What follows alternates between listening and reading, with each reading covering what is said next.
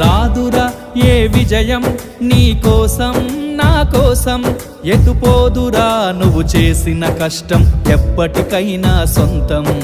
కాలంతో పయనించే వాడికి కానిది ఏముంది, సాధనతోనే సాధ్యమవ్వునని సదాశయంతో సాగర ముందుకు. రాదురా ఏ విజయం నీ కోసం నా కోసం, ఎటుపోదురా నువ్వు చేసిన కష్టం ఎప్పటికైనా సొంతం.